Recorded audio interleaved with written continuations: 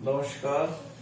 नमस्कार। आज हमारे साथ मेंटर फॉर यू चैनल में है 12 ही नहीं, हाड़ौती के सुप्रसिद्ध गजलकार, हृदय की गहराइयों से खोजकर अमूल्य रत्न लाने वाले और अपनी कलम के सहारे कागज पर उतारने वाले सम्माननीय विभू विकल साहब, आपने अपनी गजल, कविता, गीत, लेख जिस भी विधा को छुआ, उस विधा में आपने अंतर मन को प्रमुखता दी है, न कि किसी बाहरी दबाव को। और एक तरह से यूं कहें कि समाज हो या सरकार हो या साहित्य के पुरोधा हो, आप कभी नहीं डरे। और कुछ लोगों ने आपके तेवरों को विद्रोही तेवर भी माना है, क्योंकि लीक से हटकर चलना आपकी प्रवृत्ति रही है। एक लंबा दस्तावेज आप अपने दिल में 12 के साहित्य जगत का छिपाए हुए हैं, संजोए हुए हैं। तो सबसे पहले तो मैं जानना चाहूंगा सम्माननीय विभू विकल जी कि 12 में साहित्यिक हलचल, गतिविधि या साहित्यिक प्रवृत्तियों की शुरुआत आपको कहाँ से याद आती है? यूं समझो बंधु कि जब मैं सरकारी सेवा में था तो एक मेरे मित्र थे स्वर्णकार। वो बहुत ही ज्यादा साहित्यिक गतिविधियों में भाग लेते थे और उनका जो अंतर्मन था वो निचली जो वो है रहने वाले मतलब जो गरीब हैं या जो मजलूम हैं उनके साथ उनका लगाव बहुत था। तो वही भाव मेरे साथ आ गए और सबसे पहले मेरे जानकारी में पहले रही होगी कोई साहित्यिक गति में, मैं उसका मना नहीं करता हूं, लेकिन सबसे पहले दिनकर साहित्य समिति स्थापित हुई और दिनकर साहित्य समिति में जो है वो पुराने जितने भी हैं, जैसे चंद्रमोहन जी व्यास हैं, द्वारकालाल जी गुप्ता हैं, वो क्या नाम है हमारे साथ, कन्हैया लाल जी हैं और गजलकार हैं जैसे हुसैन मोहम्मद नूर हैं, इनको सबको मैंने इकट्ठा किया। आपके इस इकट्ठा करने में क्या बाबूदयाल जी प्रदीप बहुत विद्वान आदमी थे। वो मतलब बाद में मतलब शारीरिक स्थिति से थोड़े से मतलब कमजोर हो गए, नहीं तो वो बहुत प्रबुद्ध व्यक्ति थे और बहुत ही सहयोगी थे और मेरे साथ बहुत काम किया उन्होंने। बाबूदयाल जी ने मेरे साथ बहुत सहयोग से काम किया और उनका मेरे ऊपर जो है वो कुछ विशेष स्नेह था। जो मैंने जहां भी बुलाया बाबूदयाल जी वहां हाजिर थे। वो मंदिर, उनकी पत्नी ने जो है वो एक मंदिर है वहां पे राइस मिल के पास में, गणेश जी का मंदिर, तो वहां तक भी वो मतलब गए मेरे साथ साहित्यिक गतिविधियों में भाग लेने के लिए। बहुत ही मतलब निष्प्रिय व्यक्ति था वो, गजब आदमी था। तो मेरा जो आपको मतलब कहने का मतलब ये है कि वो जो स्वर्णकार का जो दिल था ना वो मेरे साथ आ गया, यूं समझ लो आप। तो मेरा भी जो है वो दर्द जितना भी है वो मतलब कोई कमजोर, कोई मतलब जो है वो मजलूम या कोई जो है वो किसी मतलब अभाव से पीड़ित व्यक्ति है ना, वो मेरे सामने खड़ा रहता है और मैं उसी के जो है वो चेहरे को देख के और उसके अस्तित्व को देख के और मैं अपनी बात कहता हूँ। मेरे को मतलब पता नहीं क्यों जनता मतलब पसंद नहीं भी करे, लेकिन मेरे मतलब ज्यादातर मतलब लेखन में दर्द ही दर्द मिलेगा आपको, दर्द ही दर्द मिलेगा। दूसरे शब्दों में हम ये कह सकते हैं कि आपने मानवीय धरातल पर जाकर के संवेदनाओं को जिया है। बिल्कुल, क्योंकि संवेदनाओं को जीने वाला व्यक्ति ही मैंने स्वयं ने जिया है। संवेदनाएं मेरे साथ रही हैं हमेशा, इसलिए मैं संवेदना के साथ ही रहूंगा। मतलब आप यूं समझो कि समाज की संवेदना जो झलकती है वो मेरे साथ हमेशा से रही है, और वही संवेदना जो है वो आपको मेरे लेखन में मिलेगी। दिनकर साहित्य समिति की स्थापना से लेकर के इसकी जो यात्रा शुरू हुई, उसमें क्या कुछ हुआ, कुछ कौन कौन जुड़े, कहाँ तक ये चली? भाई साहब, उसमें उस समय जितने भी साहित्यकार थे जो मैंने आपको नाम गिनाए, वो सुरेंद्र यादवेन जो अंतर्राष्ट्रीय जो है वो कवि हो गए हैं, वो मतलब उस समय लिखना सीख रहे थे, यूं समझ लीजिए आप। तो हाँ, तो कितनी बार मतलब मेरे घर पे कहीं जो है वो कहीं मतलब जहाँ पे हम गजल करते थे, जहाँ भी मतलब जैसे वर्मा कॉलेज है, वर्मा कॉलेज में बहुत सारी मतलब करी हमने, हाँ, और भूतेश्वर पे करी, मतलब जहाँ भी हम जाते थे तो इसने बहुत कविता करी। और ये अभी जो आपके सरस के हैं वो लोग भी शुरुआत में जो है वो हमसे जुड़े रहे, फिर बाद में जो है वो हमारा जो है वो कार्य कम हो गया और इनका बढ़ गया, कोई दिक्कत नहीं है। आपको कुछ ऐसा याद आता है कि दिनकर साहित्य समिति की गतिविधियों के दौरान यहाँ कोई बाहर से कोई अच्छे साहित्यकार, विद्वान या इस तरह के लोग आपके संपर्क में आए हों? बाहर के विद्वान भाई साहब, यूं समझो आप कि जो आप बुलाते हो, राधे श्याम मेहर जो लेक्चरर थे, प्रहलाद दुबे जिनको आप जो है वो बुलाते हो, और कौन थे देखो, एक विजय वर्गीय, नाम तो मैं भूल गया। हाँ, तो ये सब मतलब हमसे इतने मतलब अच्छी तरह से जुड़े हुए थे, और उनका आशीर्वाद हमको सदैव मिला, और उनका प्रोत्साहन भी हमको मिला कि हम जो है वो इस साहित्य जगत में आगे बढ़ सके। बहुत अच्छे आदरणीय विकल साहब, 12 की धरती को साहित्यिक रूप से आप कितनी उर्वरा मानते हैं? ऐसा है कि इसमें मैं ये मानता हूं कि कुछ व्यक्ति स्वांत सुखाय लिखते हैं, कुछ व्यक्ति समाज के लिए लिखते हैं, और कुछ व्यक्ति अपने अहम को पोषित करने के लिए लिखते हैं। मैं मतलब गलत कहता हूं तो मैं माफी चाहता हूं। 3 तरीके के व्यक्ति आपको मिलेंगे, और 3 ही तरीके के व्यक्ति आपको लेखन में भी मिलेंगे। बहुत अच्छे। स्वांत सुखाय जो लिखते हैं वो अपने दिल के भाव उसमें जो है वो उतार देते हैं, और उनके जो भाव है वो कलेजे को चीर के रख देते हैं। कुछ लोग जो है वो समाज के लिए लिखते हैं, तो वो थोड़ा सा मतलब जो है वो मिलवा जुलवा उनका भाव होता है, समाज का भी होता है और स्वयं का भी होता है, तो उसमें थोड़ा सा माधुर्य आता है। और तीसरे आदमी जो है वो केवल जो है वो अपने को मतलब सामने लाने के लिए लिखते हैं कि हम भी कुछ हैं।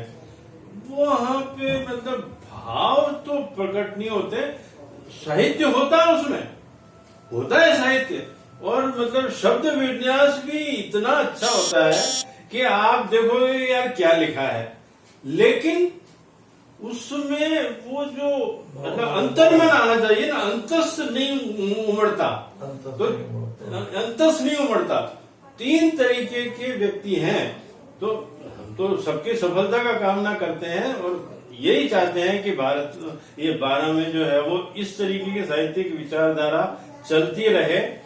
लेकिन आदमी जो समाज के लिए जीता है, जो अपने जो है वो भावों को प्रकट करता है, उसको जो है वो ईमानदारी से और बहुत ही मतलब बेलाग कहना चाहिए मेरे समझ में। मतलब उसमें संकोच नहीं करना चाहिए, समाज का संकोच, दुनिया का संकोच क्या है। आप जो दिल से सोचते हो वो कहो ना। मेरा ये कहना है, माफ करना आपको अगर आघात लगे, मैं ये कहता हूं कि जो आपके अंतस के भाव हैं वो ईमानदारी से आपके लेखन में आएंगे तो वो ज्यादा मतलब निखरे हुए मोती जैसे होंगे भाई साहब, वो निखरे हुए बहुत अच्छा मोती जैसे होंगे। जबकि अगर आपने समाज से लड़े और समाज से थोड़े से झिझके तो आपके उसमें वो बात नहीं आ पाएगी, मैं ये मानता हूँ। ये तो रही 12 के अरोरा होने से संबंधित आपकी गुफ्तगू। दूसरा, 12 की तीनों चारों साहित्यिक संस्थाओं का सफर आपके आगे होकर गुजरा है।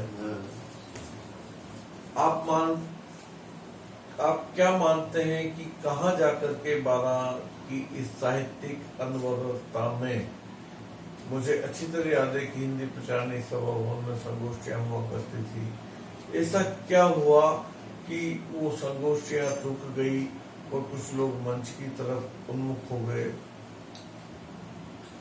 जो ये आपने जो हिंदी प्रचारणी का जो किया ना, उसके पीछे भी एक इतिहास है।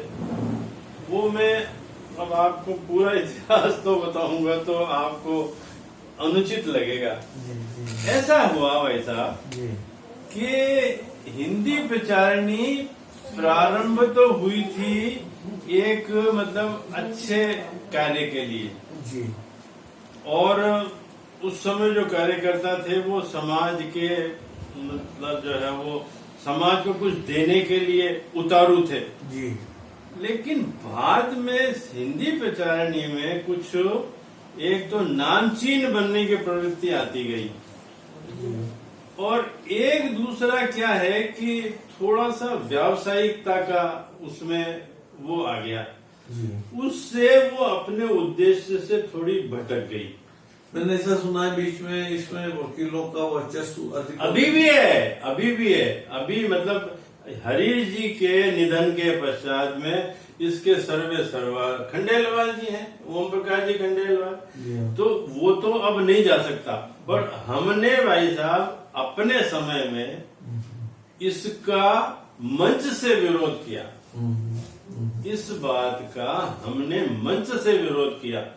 ठीक है, रहो उसके कर्ता धर्ता रहो हिंदी प्रचारणी के, लेकिन उसकी कार्यकारिणी में कम से कम 2-4 रचना धर्मियों को भी शामिल करो, ताकि हिंदी प्रचारणी का जो उद्देश्य पहले हमने सुना था भाई साहब, आप तो बच्चे थे उस समय, प्रथमा और मध्यमा की परीक्षाएं हिंदी प्रचारणी ने कराई हैं। ये मदन मोहन जी व्यास हुआ करते थे एक, हाँ, तो उन्होंने और एक वो रामविलास जी डॉक्टर राम, उन्होंने मध्यमा और प्रथमा के मतलब परीक्षाएं तक कराई हैं हिंदी प्रचारणी के माध्यम से। और अब क्या है हिंदी प्रचारणी में बाबू जी कि मतलब बारातें ठहर रही हैं, कोई जो है वो सेल आ रही है, वो कर रही है। हिंदी प्रचारणी अपने उद्देश्य से भटक गई है। तो हम ये कहते हैं कि आपका जो उद्देश्य है, पैसा आपके पास किराया आ रहा है, दुकानों किराया आ रहा है, बहुत ही पर्याप्त है, क्या करना है आपको है। तो एक उद्देश्य से सीमित रहना चाहिए। साहित्यिक कर्मी जो है वो करे, बहुत बढ़िया बात है, लेकिन व्यावसायिकता तो हिंदी प्रचारणी में नहीं आनी चाहिए। इसका तो मैं हामी करता हूँ कि हिंदी प्रचारणी में व्यावसायिकता नहीं आनी चाहिए। आजाद बारानवी और मोहम्मद अशफाक भाईजान जैसे लोगों के होने के बावजूद भी गजल के सुस्थापित हस्ताक्षर बारां की सरजमीन पर कम निकले, इसके पीछे आप क्या कारण मानते हैं? मैं ये मानता हूं कि इसमें जो है वो थोड़ा सा यूं मान लो कि जो बारां का उर्दू का जो संसार है ना, उसमें उर्दू सिखाने पे तो जोर रहा, लेकिन गजल का जोर कम ही रहा, क्योंकि जो इन्होंने जो मतलब मदरसे वगैरह चलाए हैं उसमें कोई गजल का कमी निकले। और वो बारानवी है, क्या नाम, आजाद बारानवी है, रजा बारानवी है, ये बहुत बढ़िया लिखते हैं। लेकिन कुछ चुनिंदा आदमी है। मेरे समय में हुसैन मोहम्मद नूर हुआ करता था, और उस समय जो है वो भाईजान थे, और वो क्या नाम है आपने नाम, आजाद बारानवी, बहुत बढ़िया लिखते थे। लेकिन उनके बाद कुछ मतलब अंतराल सा आ गया, और मतलब अच्छे गजलकार नहीं निकले।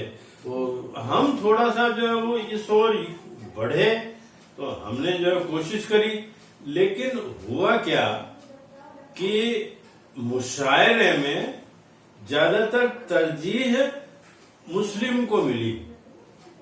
जो हिंदू शायर थे ना, उनको उन्होंने मतलब बुलाने से परहेज किया।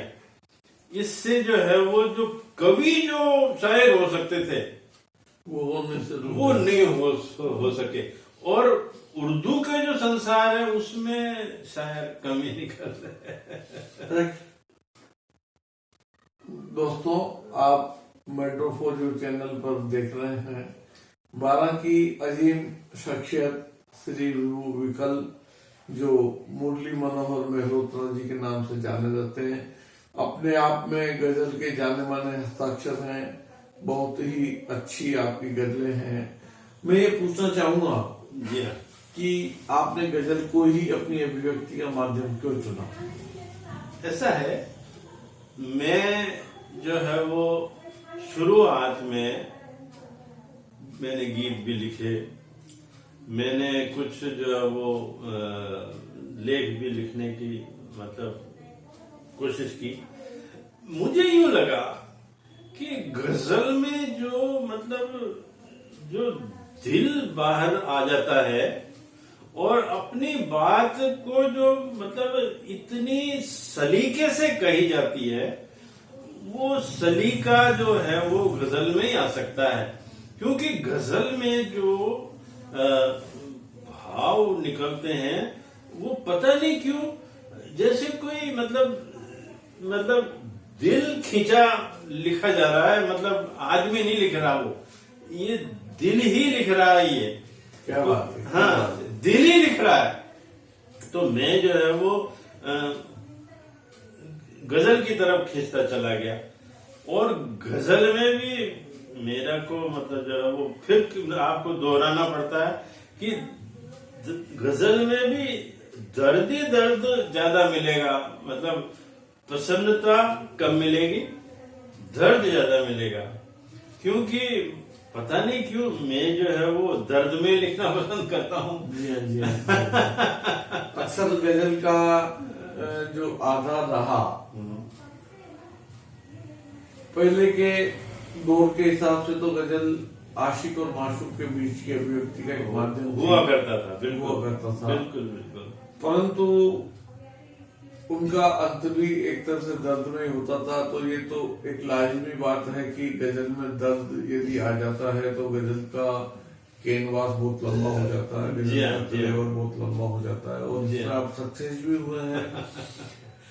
मैं ये जानना चाहूंगा कि राष्ट्रीय पटल पर गजल के ऐसे कौन से सशक्त हस्ताक्षर हैं जो जिनसे आपको लगता है कि वो समाज को कुछ गजल के माध्यम से दे करके गए हैं? भाई साहब मतलब जो है वो अभी अभी जो है वो राहत इंदौरी हैं, क्या बात कहते हैं भाई साहब, उनकी आप गजल सुनो, आहा हा, जैसे कोई मतलब तस्वीर खींच देते हैं वो।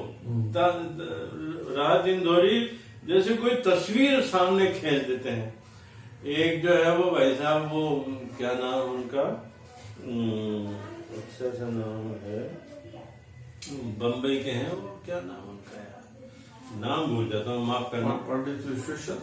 नहीं वो ऐसा नाम है यार, क्या नाम भूल गया मैं, बम्बई के हैं, क्या सटीक लिखते हैं भाई साहब कि मतलब आप निदा फाजली आहा, मतलब जैसे कोई मतलब खोल देते हैं कि मतलब पन्ना पन्ना एक एक मतलब बात आपको कहता है, इतिहास को रख देते हैं कि इतिहास ये है। तो निदा फाजली और राहत इंदौरी जैसे कितने गजल वो गार हैं जिन्होंने जो है वो बहुत सशक्त किया है। और जब मैं आपको रोक रहा हूँ, ये आपका वो है मतलब जो है वो स्नेह सौजन्य कि मैं कुछ कर पाया हूँ, बाकी मैं कुछ नहीं कर पा सकता, लेकिन ये आप लोगों का वो स्नेह है और सौजन्य है कि मैं इतना जो है वो कुछ आपको नहीं, ये आपकी अपनी बड़ापन है, आपकी मानता है। मैं एक चीज और आपसे जानना चाहूंगा कि अभी हमारी गजलों की, हमारी राष्ट्रीय स्तर के गजलों की दिशा किस ओर जाती है और कितने तरह के प्रयोग इसमें होते हैं? मैं ये मानता हूँ भाई साहब कि गजलों की दिशा ज्यादातर जो है वो मतलब तरह तरह के मतलब मसलों पर जो है वो लिखी जा रही है, तरह तरह के मसलों पे लिखी जाती है। इसमें क्या है कि कुछ लोग, जैसे आपने कहा कि वो इश्कियां गजलें लिखना पसंद करते हैं, तो कुछ गजलें इश्कियां भी है और कुछ समाज से संबंधित है, कुछ जो है वो दर्द से संबंधित है। तो मतलब एक मतलब निश्चित दिशा की तरफ अब आप नहीं ले जा सकते, क्योंकि गजल में मतलब आदमी असीम संभावनाएं हैं, क्योंकि उसके दिल में जो, शायर के दिल में जो भाव आते हैं वो उतारता है। तो उस समय उस शायर के दिल में क्या बात थी वो उसने उतार दी। तो तरह तरह के मतलब मसलों पे गजलें लिखी जाती है, लेकिन कुल मिला के गजलों का भविष्य बहुत अच्छा है,